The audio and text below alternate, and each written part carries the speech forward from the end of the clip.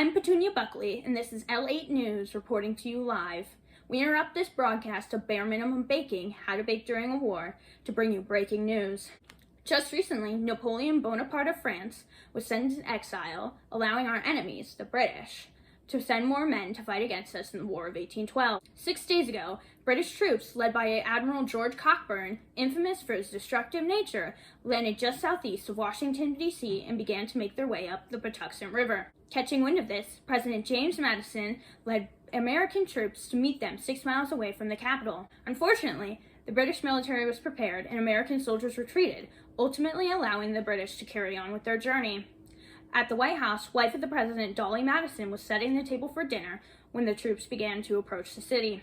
Residents of Washington, D.C. fled, along with those residing in the White House, but not before Mrs. Madison made sure that the famed painting of George Washington was secured. Along with that painting, James Monroe ensured that important documents such as the Declaration of Independence and the U.S. Constitution were also safe. Alas, yesterday British troops arrived in the city, entering the White House. They ended up burning many government buildings, including the Library of Congress, Supreme Court, Senate chambers, Treasury, and the White House itself. We're going to go live to Bartholomew Underwood, who is currently in the field.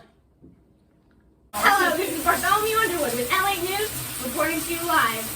Today, the fires in Washington, D.C. continue to rage. What witnesses have called a miracle from God himself has proved to save the day. A storm with hurricane-level winds has covered the Washington, D.C. area this afternoon. Multiple reports have stated that the storm also spawned multiple tornadoes along with the heavy winds. I was not actually able to get to Washington, D.C. because, well, this is a war, and enemy troops are currently occupying a city that is simultaneously on fire and in the middle of what some suggest is a hurricane. But I have an eyewitness from the scene, Katharina Milton.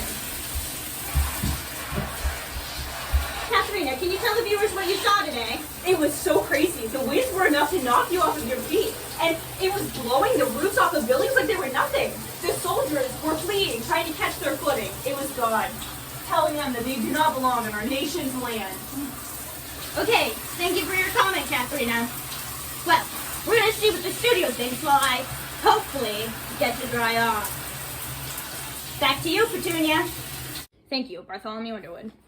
For the viewers at home, the studio has filmed a recreation of the events of the past 24 hours. Let's cut to that now.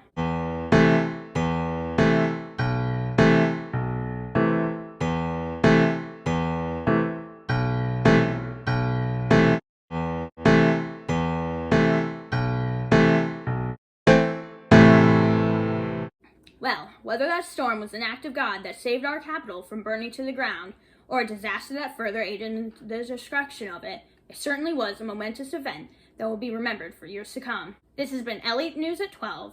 I'm Petunia Buckley, and I bid everyone a safe and good night.